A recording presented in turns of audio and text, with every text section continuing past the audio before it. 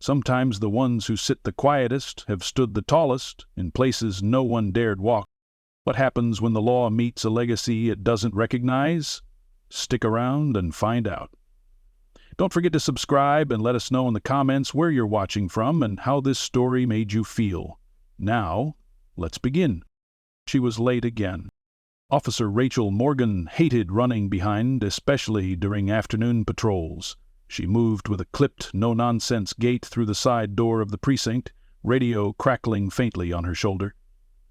Her hair was still damp from a rushed shower and tucked under her standard-issue hat, and her coffee, untouched and cold, rested on the dashboard of her cruiser like a mocking reminder of her morning chaos. Dispatch was already barking out a nuisance complaint from a business plaza downtown. Subject refusing to leave the sidewalk. Male, possibly disabled, uncooperative, wheelchair involved.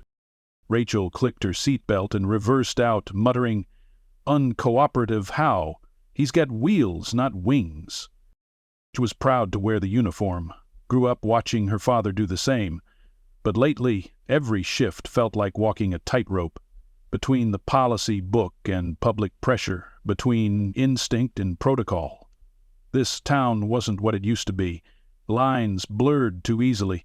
People recorded everything, and a misstep in handling even the most minor complaint could end a career. She pulled into the strip plaza 15 minutes later, tires crunching over loose gravel. The storefronts were familiar: an insurance office, a tax place, a pawn shop, and a donut bakery that somehow made it through the pandemic. Nothing about it screamed danger. Nothing screamed anything, really. Just another hot Thursday where people parked too close to the lines and fought over sale signs. Except him. The man in the wheelchair wasn't blocking anything. He was off to the side near the brick column between the bakery and the tax office. Not panhandling, not shouting, just sitting, still as stone. Clean-shaven, khaki jacket folded neatly across his lap, fingers gently clasped like someone waiting for a funeral to begin. His wheelchair was military issue. Rachel noticed it immediately. Rugged frame, thick treads, a flag pin on the jacket, a pair of aviators hanging from the breast pocket like they'd been placed there for effect.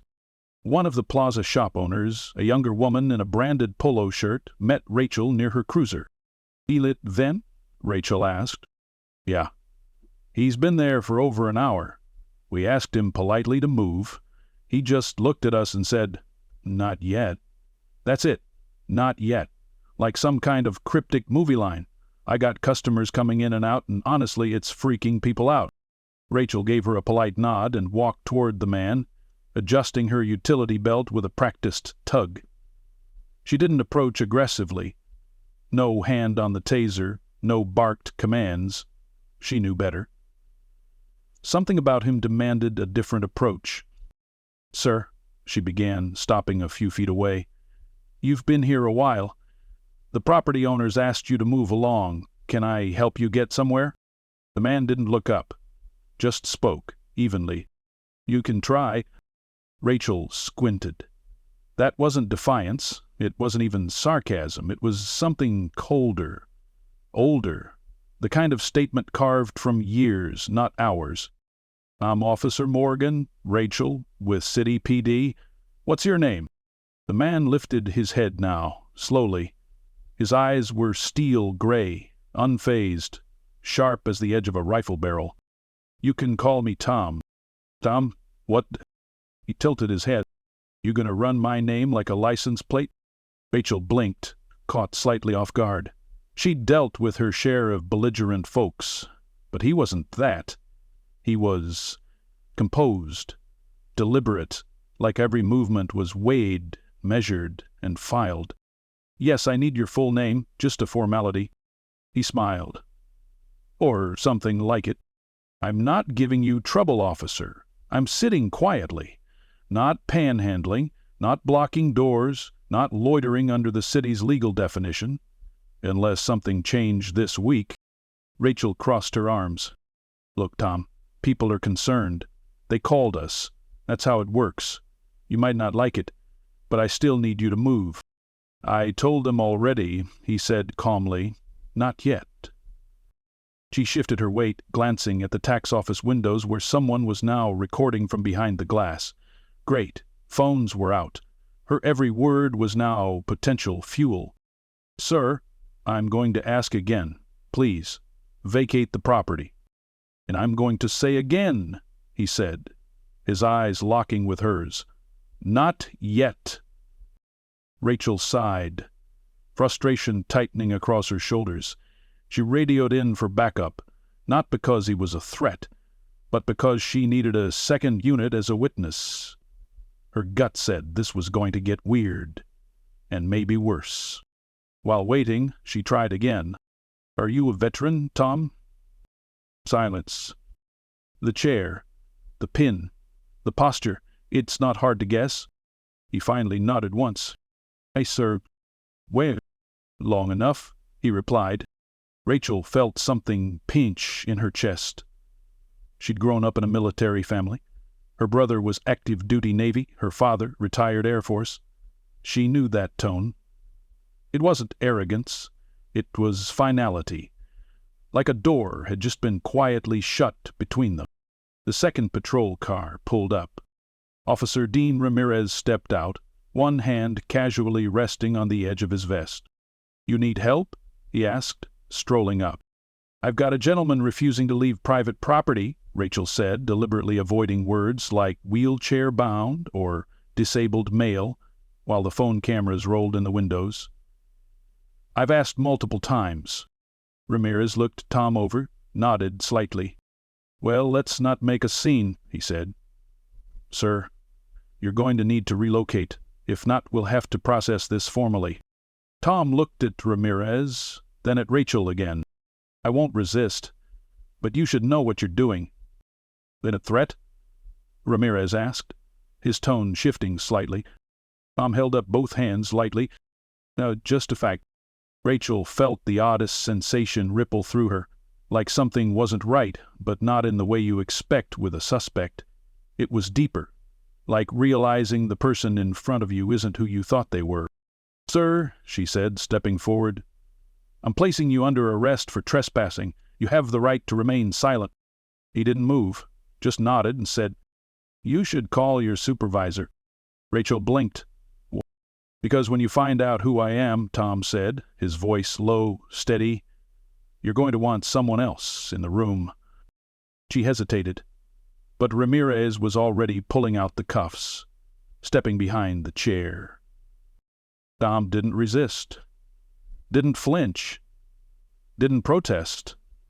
He just whispered something under his breath that made Rachel's blood run cold. So quiet she barely heard it. "Let's see how they treat a general these days." And suddenly she wasn't so sure this was a routine call at all. The booking room was too bright. Sterile lights beat down from above, washing the color out of everything. Skin, paperwork, memory.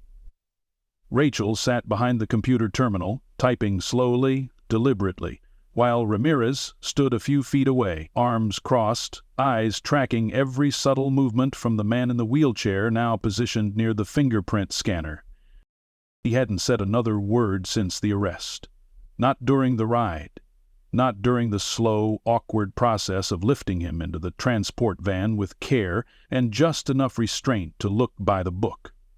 He hadn't flinched when they read him his rights, hadn't blinked when the front desk officer raised a skeptical brow at the sight of his military-grade wheelchair and the slight glint of metal sewn into the inside lining of his jacket. Rachel finished typing the last few fields on the intake form. Still no last name, still no date of birth, no ID. "You sure you want to play it this way?" she asked, leaning forward. "You're being processed as a John Doe unless you give us something." He looked at her, then past her, at the wall. His face gave nothing away. "We'll run the prints," Ramirez said.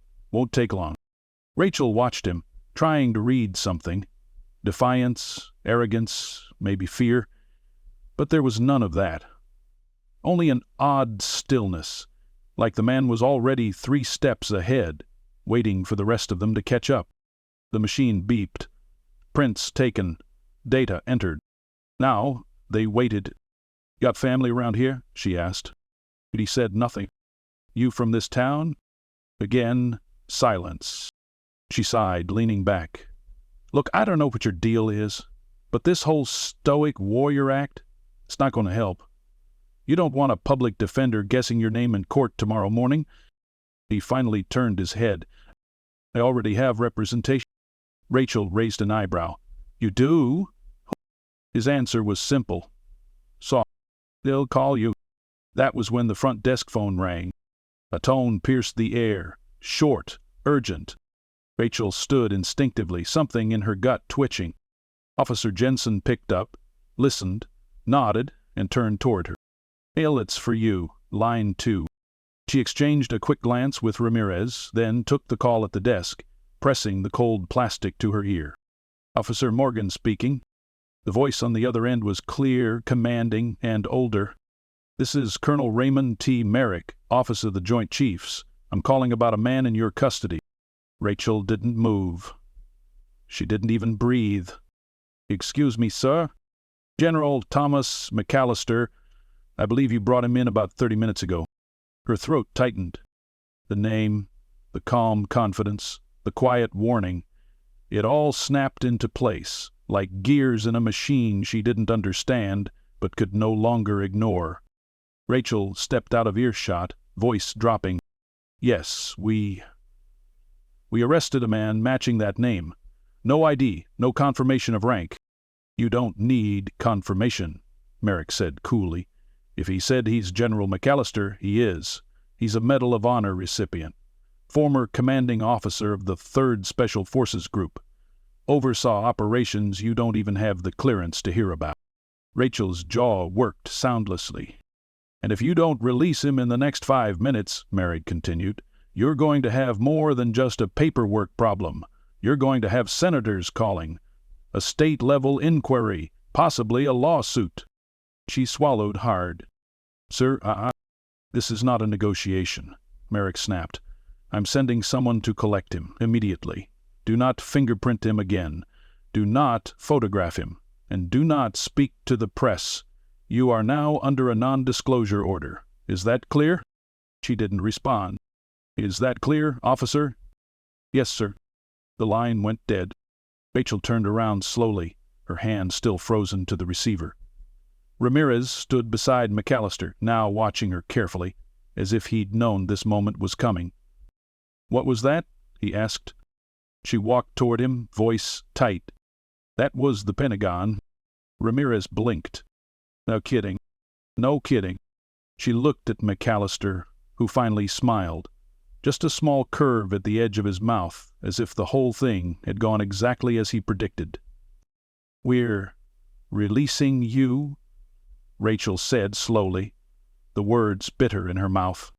Of course you are, McAllister replied, his voice calm, not smug. Ramirez muttered something under his breath, then asked, Why didn't you just say who you were? I did, McAllister replied. You didn't listen. Rachel felt heat rise in her face. You could have avoided all this. He looked at her then, eyes steady. Could I have? There was something behind that. Not just a veteran's pride, something deeper.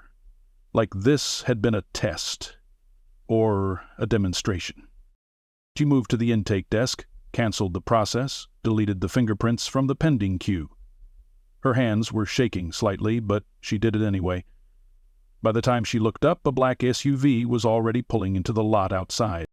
2 men in plain suits stepped out, one carrying a briefcase, the other moving with the subtle sharpness of military training. Rachel met them at the door. Officer Morgan? One of them asked. Yes. I'm here to collect General McAllister. He's been authorized for immediate release under federal order, and he'd like his personal belongings returned, including the wheelchair.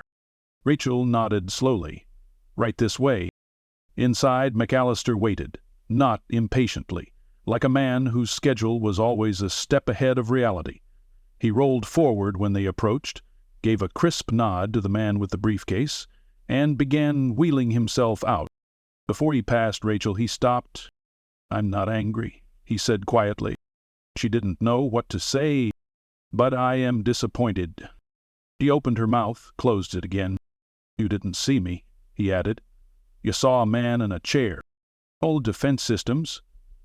I saw someone refusing to follow the law." He studied her for a moment. "Maybe, or maybe you saw what you were trained to see, and missed what mattered." She bit back a retort, not because she was afraid, but because she wasn't sure he was wrong. As he reached the door, he paused one last time. "Ask your father about me," he said. And then he was gone. Rachel stood frozen. "My father?" But the door had already swung shut. The SUV drove off moments later. She stared after it, the whole room silent now. Even Ramirez had nothing to say. The silence felt like judgment. She sat down slowly behind the terminal again, then swiveled toward Ramirez. "Run a check on General Thomas McAllister." Ramirez raised a brow. "Even though he said not to?" She stared at the screen, especially because he said not to. And deep in her gut, she already knew she was about to find out more than she was ready for. Rachel didn't sleep that night. She tried, God knows she tried, but the minute she closed her eyes, that calm stare filled the black behind her eyelids like a ghost. Thomas McAllister wasn't just some decorated veteran, he was something else entirely. And the way he'd said, "Ask your father about me," had burrowed itself deep into the back of her mind, nagging like a loose tooth you can't stop prodding. By morning, she was staring at her kitchen table, nursing a second cup of coffee that had long since gone lukewarm, laptop open, cursor blinking over a government archive portal she wasn't technically supposed to be using for personal searches. She typed in the name again. McAllister, Thomas J. Hit enter. Redacted, redacted, redacted. A few blurry PDF scans from obscure military newsletters, citations for extraordinary valor under fire during unnamed overseas operations, one grainy photo from 2 decades ago, a much younger McAllister in uniform, standing in front of a Black Hawk with a rifle slung casually across his chest, the edges of his mouth almost smiling. And then, just below that, a short article clipped from a 2009 military review. General Thomas McAllister awarded the Medal of Honor today in a closed-door ceremony attended by high-ranking officials from multiple branches. The award, stemming from a classified operation in northern Kandahar, marks one of the rarest recognitions in U.S. military history. Official details remain undisclosed. That was it. No ceremony video, no interview, no transcript. Just that one paragraph and the photo. Rachel leaned back in her chair and let out a long breath. Her father had once told her that there were 2 kinds of soldiers, the ones who talked about what they'd seen, and the ones who'd seen things no one was allowed to talk about. McAllister, it seemed, was the second kind. She glanced at the clock, then grabbed her phone and dialed. It rang twice. Then a familiar voice, gruff and warm. "Rachel?" "Dad," she said, fingers tightening around the phone. "What do you know about General Thomas McAllister?" There was a pause. Not a beat, a full pause. "Where'd you hear that name?" "I met him yesterday." Another pause. "In what context?" "They arrested him." That was when her father cursed. "Jesus, wreck. I didn't know who he was." "He'll do it, if not the point." "Then what is?" He sighed. She could hear a lighter flick in the background. Her dad only smoked when he was deeply rattled. "You should come over." "Can't you just tell me?" "No, not over the phone." By the time she reached her father's house an hour later, she wasn't surprised to find him waiting on the porch, mug in hand, same worn flannel robe he always wore on his days off. He didn't say a word as she approached, just motioned her inside. His living room hadn't changed since she was a kid. Brown recliner, dusty bookshelf, the faint smell of engine grease and old wood.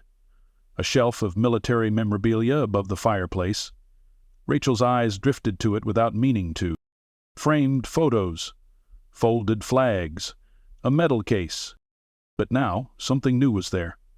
something she'd never noticed before. A photo of a much younger her standing with her father in uniform. And behind them, blurred in the background, was McAllister. She walked over, picked it up. "You never told me he was in this picture. You weren't supposed to notice?" She turned. "You served with him?" "No one really served with McAllister. He didn't have a unit. He was the unit. Ghost operations. Stuff I was barely cleared to hear about, and I was already knee-deep in special ops." "What was he like?" Her father scratched his cheek, looking far older than he had 10 minutes ago. "Brilliant. Scary as hell, too, but not in a cruel way, just sharp, unshakable. You could be in a firefight with bullets screaming past your ear, and he'd be analyzing wind direction and the radio chatter at the same time." Rachel sat. Didn't resist, didn't even raise his voice, just sat there like the whole thing was beneath it. It was. Her father sat across from her. "There are men who've earned respect. Then there are men who command it just by breathing. McAllister's one of those." "Why was he here? In town?" Her dad shook his head. "No idea. Last I heard, he'd vanished after retirement. Rumors said he was living somewhere in Arizona, off-grid. That was 10 years ago." Rachel leaned forward. "Had told me I didn't see him, that I saw a man in a chair, and he wasn't wrong." "No, he wasn't." There was a long silence. Then she asked, "Do you think I made a mistake?" Her father stared at her for a long time. "No," he said. "But I think you got taught something. I'm not sure what that something is yet. It will be." Later that day, Rachel returned to the precinct and sat at her desk, the weight of the previous 24 hours pressing down on her like soaked concrete. She hadn't filed her report yet. Something about it felt unfinished, like she didn't have the full story, and she hated reporting on half-truths. That's when the envelope arrived. No postage, no return address, just her name, written in block letters on the front. It had been hand-delivered, probably while she was out. She opened it. Inside was a single folded piece of paper. Heavy stock, old school, the kind military officers used for formal correspondence. She unfolded it. "Officer Morgan, you asked a fair question. Why here? Why now? I was not there yesterday for protest, nor for pity. I was there to remember. 20 years ago, at that exact plaza, one of my men died in my arms. His name was Little Samuel Dreyer. He bled out behind the bakery trying to shield civilians from a detonation meant for me. No one remembers his name, no plaques, no memorials, just the quiet spot near the column where he breathed his last. So I sit there once a year, in silence, to make sure he isn't forgotten. That is all. Respectfully, Agent McAllister." Rachel stared at the letter, her throat tightening. She folded it gently, carefully, placed it into her locker, away from the others. Then she picked up her pen, opened a new report file, and for the first time since the arrest, she wrote something honest. Not just facts, not just timestamps, but why this mattered, why it couldn't happen again. And maybe, just maybe, how she could start seeing the people behind the paperwork. The town's annual civic ceremony had always been a box to check. For Rachel, it meant street closures, bored-looking officials in folding chairs, and last-minute scheduling mishaps that fell on the shoulders of junior officers. This year, though, it felt different. Because when the mayor's assistant emailed the precinct to request uniformed presence for a special veteran recognition segment, the name on the program caught Rachel's eye immediately. Keynote honoree, General Thomas J. McAllister. She stared at the screen for a long moment before calling Ramirez over. "You seeing this?" she asked, turning the monitor. He scanned the email, raised his eyebrows. "No kidding. Think he requested that?" "No idea. But they're putting him center stage. Doubt he asked for that. Guys like him don't like lights." Rachel didn't disagree. After what she'd learned, after the letter, the photo, and the conversation with her father, She couldn't imagine McAllister being interested in speeches and applause, which made his decision to appear all the more curious. By the time Saturday rolled around, Main Street was draped in small American flags and paper banners that fluttered stiffly in the breeze. Kids with red, white, and moon face paint darted between booths, while vendors pushed overpriced lemonade and folding tables buckled under displays of veterans' memorabilia. Rachel stood in uniform near the outer barricades, nodding at familiar faces, scanning the crowd for trouble and occasionally offering directions to parents with strollers. She spotted McAllister before he reached the square. He didn't arrive with a security escort or a military motorcade. Just a single unmarked SUV, driven by someone who looked more like a retired mechanic than a handler. The general rolled himself out of the back with a practiced motion, his expression unreadable. He wore a charcoal gray suit, clean and sharp, with only a single ribbon pinned to the lapel, the Medal of Honor. Not flashy, not crowded with rows of commendations, just one medal, the only one that counted. Rachel hesitated, then stepped away from the crowd and approached him. "General McAllister," she said, her voice quieter than she expected. He stopped the wheelchair and looked up at her, that same expressionless calm in his eyes. Not cold, not cruel, just still. "Officer Morgan, I wanted to thank you for the letter." He nodded once. "I thought you should know why I was there." "I didn't deserve that explanation," she said, "but I'm grateful for it." He studied her. "I disagree. You asked the right question. That deserves an answer." A beat passed between them, then another. "I read about old Dreyer," she said. "There's barely anything, but I found his name. One article. It said he died saving civilians in a small-town market overseas." "Harold did," McAllister replied. "They called it a routine patrol, but it was an ambush. Improvised charge disguised as a medical crate." He recognized the signs. "Took the hit so the family walking behind him didn't." "The people want who they know." "The family?" "Yeah." She looked away for a second. "Should they?" He let the question linger, then answered. "They're alive, they got to grow up. That's enough. Sometimes knowing the price of your own survival just makes it harder." Rachel nodded slowly. Then, without fully thinking about it, she said, "Are you nervous? About today?" That got a slight smile from him. "Not particularly. It's a big moment. Every moment is this one, just has a microphone." A volunteer waved him over. The mayor had arrived. The speeches would start soon. Allister gave her a nod. "I'll see you up there." Rachel watched him roll away. A small circle of local officials formed quickly around him, all smiles and handshakes and performative reverence. She recognized the look. People trying to prove they understood what they couldn't possibly grasp. The ceremony started on time. A high school band played a wobbly version of the national anthem. A councilman read a proclamation about liberty that sounded like it was pulled straight from a Google search. Then the mayor, a stout man with a voice that always cracked when he tried to sound presidential, stepped up to the podium. "Today," he said, pausing with theatrical weight, "we honor one of this nation's greatest patriots, a man who has served not only with distinction, but with dignity, a man whose courage reflects the very best of who we are." Rachel folded her arms, watching as McAllister was rolled up the ramp beside the stage. The mayor continued, "General Thomas J. McAllister, in recognition of your extraordinary service, your unwavering devotion, and your continued commitment to this community, it is my honor to present you with this." McAllister raised a hand. The mayor stopped, blinking. "May I speak first?" There was a pause, then a microphone adjustment. The mayor stepped back. McAllister positioned himself before the crowd. His voice, when it came, was steady, not loud, but it carried. "I didn't come here for applause," he began, "and I didn't come here for ceremony." Silence spread over the square. "I came here for memory." Rachel could feel it then, the shift in the air. People leaned in.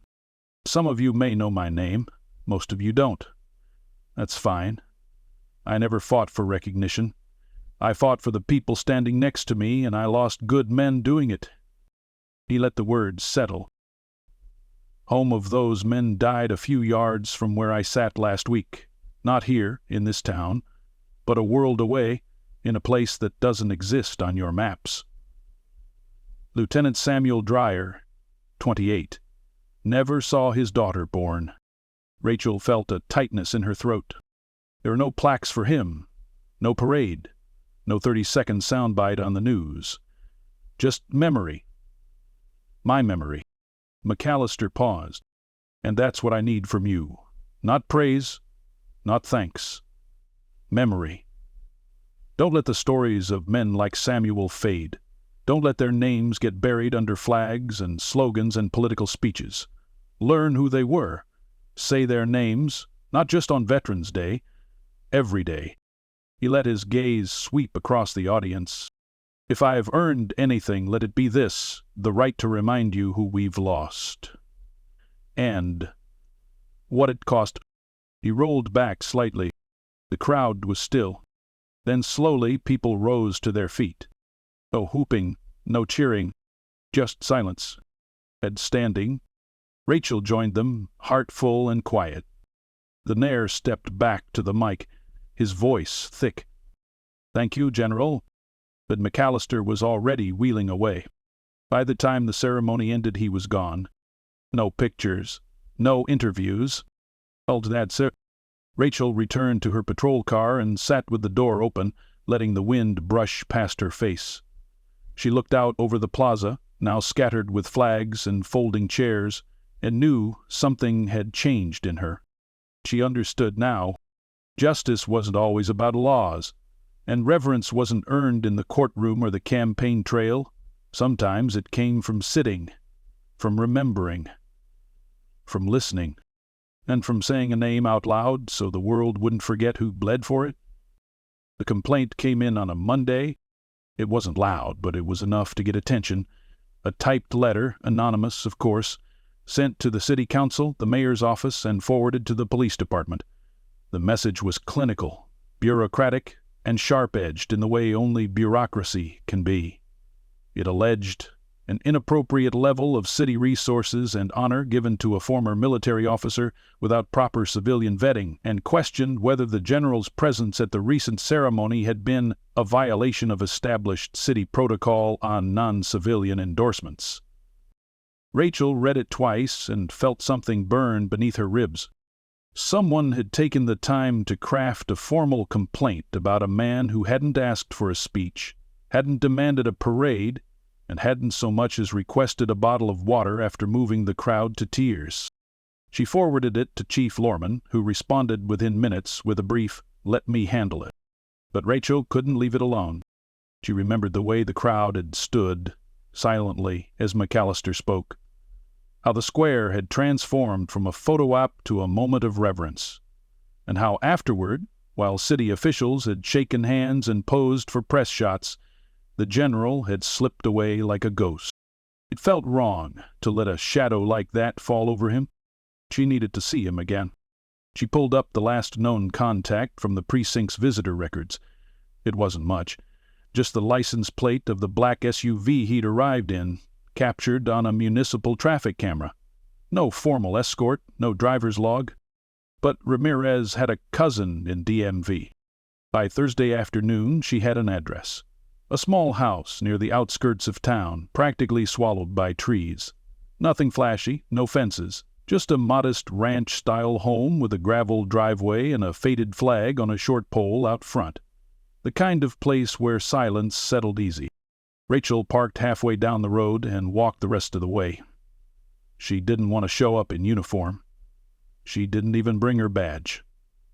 Just a plain jacket, boots, and a copy of the complaint folded in her pocket.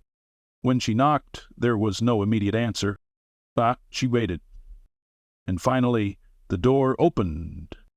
McAllister stood there, dressed in the same quiet manner as always, gray undershirt, pressed slacks, and a face that looked like it had outlasted storms most people never saw. He didn't seem surprised. "I figured it would be you," he said. Rachel nodded. Can I come in?" He held the door without another word. The inside of the house was exactly as she imagined. Sparse, clean, bookshelves with no decorations, framed photos, but only one on the mantel, a young man in uniform, dryer probably, a kitchen without magnets, a living room without clutter. She sat in the armchair across from him as he lowered himself into his chair. "I'm not here on official business," she began. "Didn't think you were. They sent this to the department." She handed him the folded letter. He opened it, scanned it in silence. When he finished, he folded it back with methodical care and set it on the table beside him. "Let me guess," he said. "Anonymous tip. No signature. Concerned citizen with a legal dictionary. Something like that." He tapped the edge of the paper. "Nothing. There's always one. Whenever you stand still long enough to be seen, someone will start measuring the shape of your shadow. They'll ask if it's too large, too decorated, too honored. They'll ask if your silence hides something." Rachel didn't respond right away. She glanced around the room again. Her eyes landed on a shadow box on the far wall. Rank pins, a combat knife, and a small cloth badge with a faded call sign, Ghost Echo. "I've been wondering why you came back here," she said. "This town, after everything, after disappearing?" "I didn't come back," he replied. "I never left." She looked at him, confused. He continued, "Not really. Even when I moved around, even when the operations changed and my title changed, I always came back here in my head. To this town, this street, this quiet, where, because it was mine before the world started burning, I enlisted from this zip code, walked the woods behind that schoolyard when I was a kid. First girl I ever kissed worked at the hardware store that used to sit on 4th and Allen." He paused. "And because here, Dreyer is still alive. In the cracks, in the wind. If I left this place behind, I'd be leaving him behind. And I'm not ready to do that." Rachel felt the weight of the words settle in the air. "I didn't think I'd ever meet someone like you," she said quietly. "There are more of us than you realize," he replied. "We just don't usually stand where cameras can see us." "Excellent.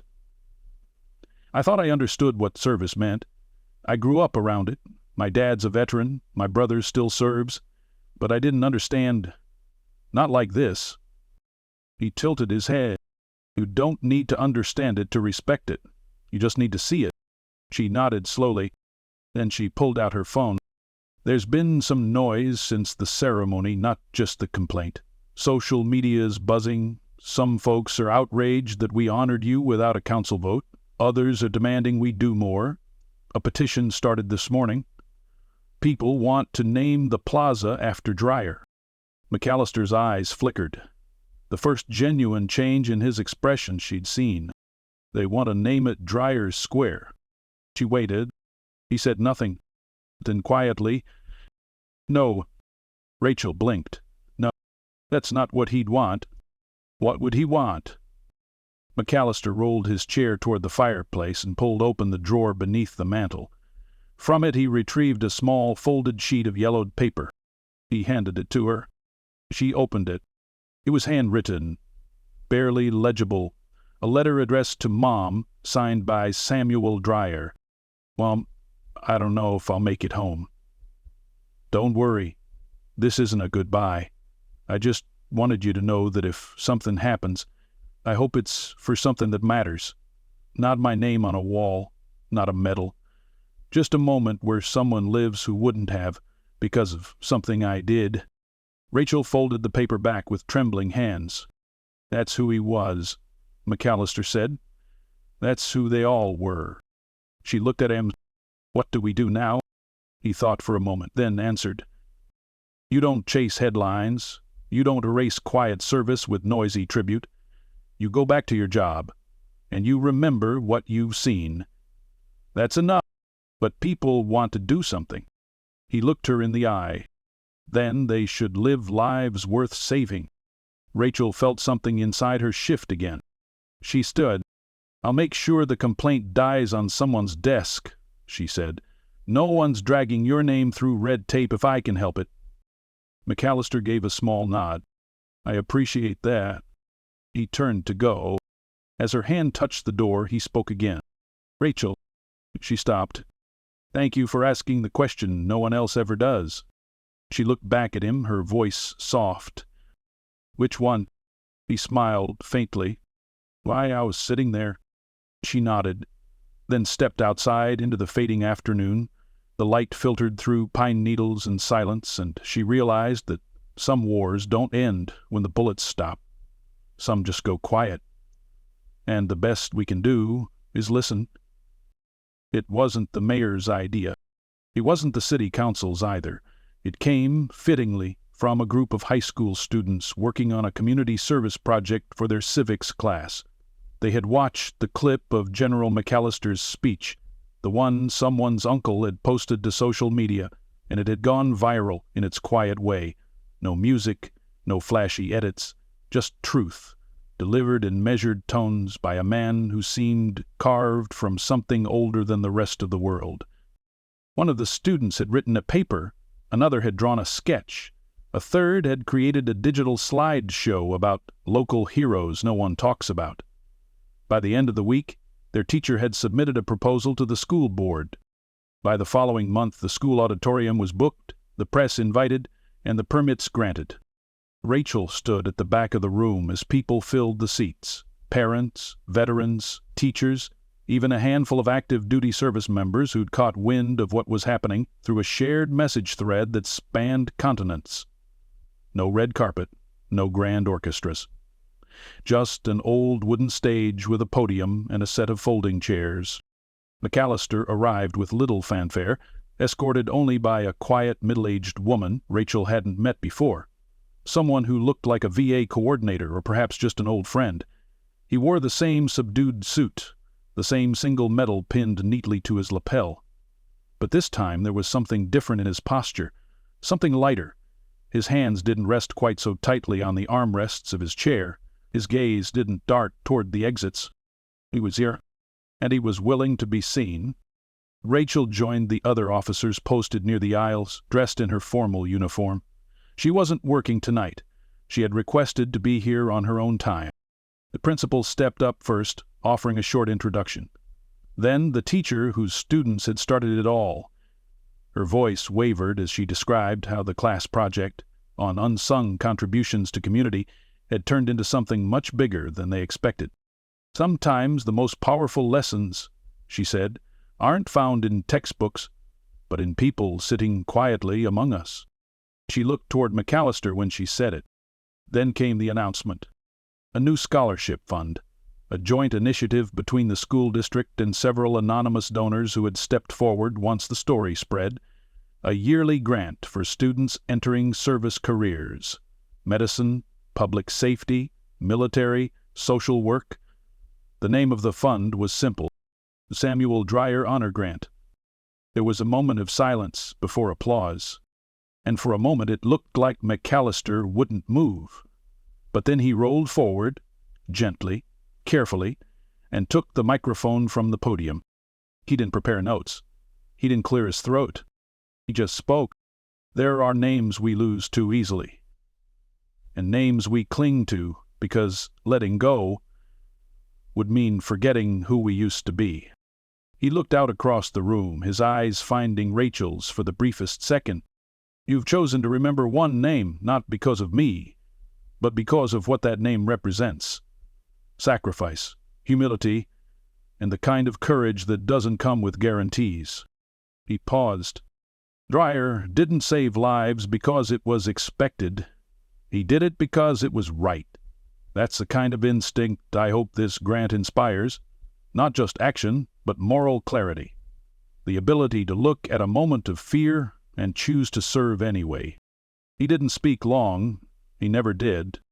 When he finished, there was a quiet standing ovation. Not the thunderous kind built for headlines, but the slow, rising kind that came from real respect. Rachel felt herself stand without realizing she had. Afterward, as people mingled and shared stories, she made her way to McAllister once more. "I wasn't sure you'd speak tonight," she said. "I wasn't sure either," he admitted. "But when they said his name, something told me it was time." "They did more than say it," she said. "They gave it meaning." McAllister looked at her. "You're the one who started that." "No, I just asked a question. It was everyone else who decided to listen." He nodded. "You kept listening too. That's what mattered." The crowd around them thinned as the evening wore on. McAllister prepared to leave, but before he rolled toward the exit, he turned to Rachel one last time. "Vigoride, I was wrong," he said. She frowned slightly. "About what?" "About what Dreyer would have wanted. I thought silence was his memorial, but maybe it was this. Not a plaque, not a headline, just a ripple." Rachel smiled. "That's what you are, you know." He raised a brow. "A ripple," she continued. "You sat still in one spot, and now look. Scholarships, stories, names remembered." "I didn't start the wave," he replied. "You did." They stood in silence for a moment longer, the noise of the auditorium beginning to fade. As McAllister turned to leave, a small boy approached, maybe 9 or 10, dressed in a neatly tucked button-up shirt. He hesitated, then held out a folded piece of paper. McAllister took it and unfolded it slowly. It was a drawing. Wheelchair, a medal, a stick figure with a big smiling face, and a badge beside it. The words beneath it said, "Thank you for being a hero." McAllister looked at the boy, then at Rachel. "Yours?" he asked. She shook her head, laughing. "No. But maybe he's all of ours now." The boy's mother came and guided him away with a gentle smile. McAllister tucked the drawing into his inside pocket like it was a document classified above "Top Secret." Outside, the air was cool, the sky dusted with stars. Rachel watched the SUV disappear down the long road, its taillights blinking out like fireflies in the dark. She stood there for a while, not thinking, just being. Later that night, back at her apartment, she found herself sitting at her kitchen table again, same spot as the morning she'd first looked up his name, only now the silence felt earned, peaceful. Not the awkward quiet of not knowing, but the calm that follows understanding. She took out the letter he had written her, the one about Dreyer, the plaza, and remembrance, and placed it gently in a plastic sleeve. She slid it into a folder labeled Community Stories that she'd started keeping since the ceremony. It would go next to a printed copy of the scholarship announcement, double screen next to a photo of the boy's drawing that someone had posted on the school website, next to a transcript of McAllister's speech. These weren't official police records. It was something better. Prove that sometimes justice isn't about arrests or verdicts. Sometimes it's about acknowledgement. And sometimes it's about making sure the right story is told before it disappears. Rachel looked at the folder one last time before closing it, her fingers resting on the cover. Then she whispered, not to anyone in particular, "You were never invisible, not really." And somewhere, she liked to believe, a soldier resting in unmarked memory smiled. Because someone remembered, because someone finally saw